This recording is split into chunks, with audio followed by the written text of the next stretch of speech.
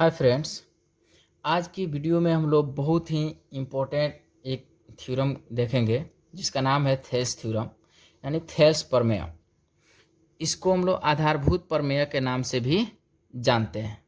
ठीक है, ये क्लास 10th में बार बार बोर्ड एग्जाम में पूछा जाता है, वो भी 5 नंबर में 5 मार्क्स के ये बार बार क्वेश्चन पूछे जाते हैं। तो आपको यदि 5 मार्क्स का तैयारी करना है तो इस क्वेश्चन को ध्यान से देखिए और इसका आंसर देखिए कैसे हम लोग इसको कर पाएंगे। वीडियो को स्किप मत कीजिएगा और पूरा देखिएगा, 100% आपको समझ में आएगा। और ये क्वेश्चन आपसे हमेशा बार बार बोर्ड के एग्जाम में हर साल रिपीट करते रहता है, पूछते रहता है। ठीक है, तो चलिए ध्यान से हम लोग देखते हैं ये थ्योरम क्या बताता है। सबसे पहले देखते हैं ये प्रमेय क्या बताता है, जिसका नाम हम लोग कहते हैं ना थेल्स प्रमेय। ये प्रमेय क्या बताता है यानी कथन इसका क्या है। तो ये बताता है किसी त्रिभुज, कोई भी त्रिभुज लेंगे, किसी त्रिभुज में यदि कोई रेखा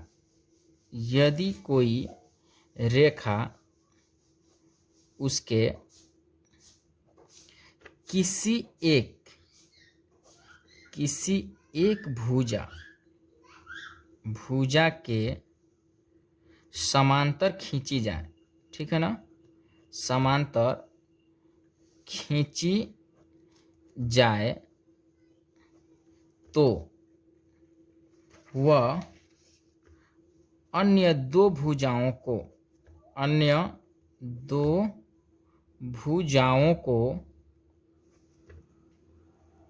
एक ही अनुपात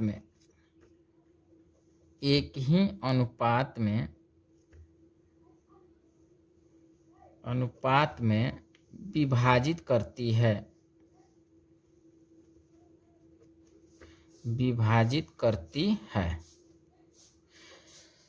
ठीक है, आपको कथन लिख दिया गया है, आपके पास आपको दिख रहा है यहाँ पे। किसी त्रिभुज में यदि कोई रेखा उसके किसी एक भुजा के समानांतर खींची जाए तो अन्य दो भुजाओं को एक ही अनुपात में क्या करती है, विभाजित कर देती है। देखिए चित्र से आपको और स्पष्ट हो जाएगा। यहाँ पर सबसे पहले मैं एक डायग्राम बनाता हूँ इसके लिए। इसे मान लीजिए कि हम लोग के लिए एक ये त्रिभुज है, इसका नाम दे देते हैं हम लोग ABC। तो ABC में अगर AC के समानांतर कोई रेखा खींची जाए इस तरह से, तो ये BA और BC को एक ही अनुपात में क्या कर देगा, डिवाइड कर देगा। उसी तरह से अगर AB के समानांतर यहाँ खींच दी जाए तो CB और CA को एक ही अनुपात में विभाजित कर देगा। और BC के समानांतर अगर खींचा जाए तो AB और AC को क्या करेगा, एक ही अनुपात में विभाजित कर देगा। जैसे मान लीजिए हम लोग इसके समानांतर खींच रहे हैं BC के समानांतर, तो BC के समानांतर हम लोगों ने एक रेखा खींचा जिसका नाम है DE। इसका नाम क्या है, DE। तो अब देखिए इसका मतलब हुआ तो DE जब इसके समानांतर है ना, तो इसको ना AB को और AC को समान अनुपात में बांटेगा, यानी ये AD अब बटा DB बराबर AE बटा EC हो जाएगा। ठीक है ना। तो चलिए यहाँ पे हम लोग मुख्य कथन पे आते हैं। मुख्य कथन क्या बताता है, मैंने मेन बात हम लोग ये हो गया हम लोग ऊपर वाला प्रमेय यानी साधारण कथन। और यहाँ पर जो है लिख रहा हूँ मुख्य कथन। लिखेंगे माना कि ABC एक त्रिभुज है जिसमें DE समानांतर जो है किसके खींचा गया है, BC के। DE समानांतर BC है तो सिद्ध करना है AD बटा DB बराबर AE बटा EC। देखिए AD बटा DB बराबर AE बटा EC, ये निश्चित करना है, तो वहीं लिख दिए हैं। चलिए अब हम लोग रचना करते हैं कुछ। तो रचना में क्या करेंगे, देखिए रचना में ये करेंगे कि इस पर से हम लोग D से AE पर लंब खींचेंगे 90 डिग्री का, और इससे इस पे लंब खींचेंगे, फिर इसको इससे मिला दिया जाएगा और इसको इससे मिला दिया। डॉट डॉट से भी मिला सकते हैं हम लोग, और ये एकदम स्ट्रेट लाइन से भी हम लोग मिला सकते हैं रचना में। तो हम लोग रचना कर दिए। अब देखिए फिर से रचना आपको आ जाएगा। ये पहले से हम लोग को ABC एक ट्रायंगल दिया हुआ है। इसमें रचना क्या किए हैं, डी से देखिए ऐसे हम लोग कर देते हैं ताकि समझ में आ जाए कि ये रचना किया हुआ पार्ट है। इससे और इससे ये आप लोग इस तरह से कीजिएगा, बेहतर होगा समझने के लिए। और फिर इसको इससे हम लोग मिला दिए हैं। इसका नाम दे देंगे डी से, मान लीजिए हम इसको M दे देते हैं और इसको N दे देते हैं। तो रचना में जो किए हैं उसी को लिख देंगे। अभी जो रचना में किए हैं उसको लिखेंगे। तो क्या लिखेंगे देखिए,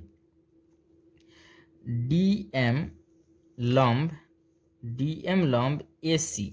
देखिए ये जो लंब खींचे है ना, ये AE पर भी लंब है और AC पर भी लंब है। तो DM लंब AC तथा EN लंब AB पर क्या कर दिए हैं, लंब खींच दिए, खींचा। एवं B को किससे मिला है, C से। एवं बिंदु B को C से तथा C को D से मिलाया। ठीक है, ये हम लोग का रचना हो गया। अब आएंगे प्रमाण में। प्रमाण मेन चीज है, ध्यान से देखिएगा। प्रमाण में देखिए क्या करेंगे।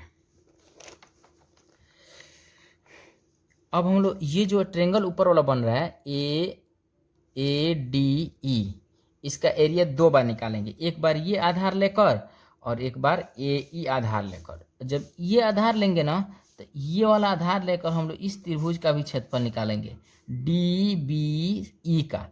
और जब ये आधार लेंगे इस बड़ा वाला त्रिभुज का निकालने के लिए, ADE का क्षेत्रफल निकालने के लिए जब ये आधार लेंगे, तो ये वाला इस साइड में ये आधार लेकर हम फिर इस त्रिभुज का भी क्षेत्रफल निकालेंगे। ठीक है, तो वही लिखेंगे प्रमाण एरिया त्रिभुज ADE बटा एरिया त्रिभुज, देखिए ADE। अब इसका निकालेंगे DBE, एरिया त्रिभुज DBE बराबर, त्रिभुज का क्षेत्रफल आपको पता है 1/2 गुना आधार, इस बार कौन लेना है, AD। 1/2 गुना आधार गुना ऊंचाई, इसका ऊंचाई कौन हो जाएगा, EN, याद रखना है, बटा फिर DBC का। तो 1/2 गुना आधार, इसका आधार कौन लिए हैं, DB, गुना ऊंचाई। देखिए ये जो ऊंचाई है EN AD पर भी है, और यही EN ऊंचाई जो है ये DB पर भी है। तो फिर यही ऊंचाई हो जाएगा EN। देखिए 1/2 कट जाएगा, फिर EN कट जाएगा, तो बच क्या गया, AD बटा DB। इसको हम लोग इक्वेशन फर्स्ट मान लेंगे। ठीक है ना। अब फिर आते हैं ये जो त्रिभुज है इसका फिर से क्षेत्रफल निकालेंगे, और आधार कौन लेंगे इस बार, AE। फिर लिखेंगे फिर एरिया त्रिभुज ADE बटा एरिया त्रिभुज देखिए अब ये वाला आधार लिए हैं ऊपर वाला त्रिभुज का क्षेत्रफल निकालने के लिए, तो इस बार अब उसके नीचे वाला कौन लेंगे, ये वाला आधार लेंगे, तो इस त्रिभुज का क्षेत्रफल हम लोग का निकल जाएगा। तो 1/, तो इसका नाम क्या देंगे, ADE का तो निकाल लिए, अब इसका देते हैं ECD। ठीक है, एरिया त्रिभुज ECD बराबर 1/2 गुना, अब देखिए ECD नाम दिए, EDC आप दे सकते हैं, DEC भी नाम दे सकते हैं, DCE भी नाम दे सकते हैं। तो इसका ऊपर वाला 1/2 गुना आधार कौन हो जाएगा इसका, AE आधार कौन हो जाएगा, AE गुना ऊंचाई इस पर क्या है, DM लंब है, बटा 1/2 गुने आधार। अब देखिए इसका आधार कौन हो जाएगा, EC और गुना ऊंचाई इस पर भी DM जो है ना इस पे, ये भी इस पे आ जाएगा ऊंचाई DM। 1/2 कट जाएगा, DM कट जाएगा, तो AE बटा क्या आ जाएगा, EC। इक्वेशन इसको हम लोग सेकेंड लेंगे। अब ध्यान दीजिएगा, इक्वेशन फर्स्ट सेकेंड देखिए और फिगर देखिएगा। इक्वेशन फर्स्ट में है एरिया त्रिभुज ADE और सेकेंड में भी देखिए ADE। ऊपर वाला समान है, एक कोई झंझट नहीं है। ऊपर वाला देख लीजिए ध्यान से, यहाँ पे दिया है ADE, ठीक है ना। तो यहाँ भी ADE, तो दोनों ऊपर वाला नीचे वाला, इसमें भी दोनों में ऊपर वाला जो है बराबर है।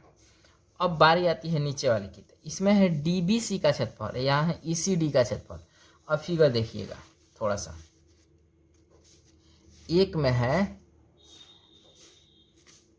है DBC का क्षेत्रफल। किसका क्षेत्रफल है? DBC। देखते हैं कहाँ है DBC।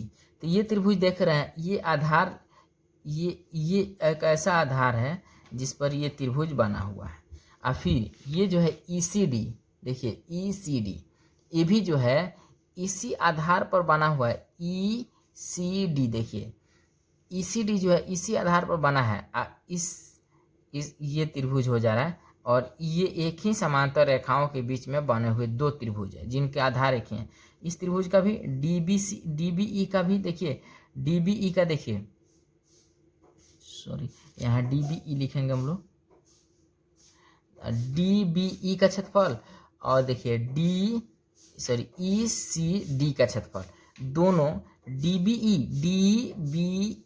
इस आधार पर बना है, और इसके बाद देखिए ECD, ये भी इसी आधार पर बना है। तो जब हम लोग 9th में पढ़े थे, एक ही आधार और समान समांतर रेखाओं के बीच त्रिभुज के जितने भी त्रिभुज बनते हैं उनके क्षेत्रफल आपस में क्या होते हैं? बराबर होते हैं। तो वहीं लिख देंगे, यहाँ पे लिखना होगा, चूंकि एक ही आधार एवं समांतर रेखाओं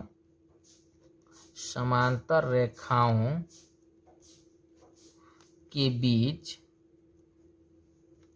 बने त्रिभुज के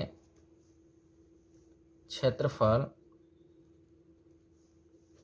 आपस में बराबर होते हैं, ठीक है। इसलिए देखिए, एरिया त्रिभुज DBE बराबर एरिया त्रिभुज ECD, ठीक है ना। इसको क्या लिखेंगे? इसलिए एरिया त्रिभुज DBE बराबर एरिया त्रिभुज ECD, इसको हम लोग इक्वेशन थर्ड ले सकते हैं। अब देखिए इक्वेशन फर्स्ट में देखिए क्या है, ADE, सेकेंड में देखिए AD, ऊपर वाला बराबर है। अभी हम लोग नीचे दिखा दिए कि DBE का क्षेत्रफल ECD के क्षेत्रफल के क्या है? बराबर। DBE का क्षेत्रफल ECD के क्षेत्रफल के क्या है? बराबर है।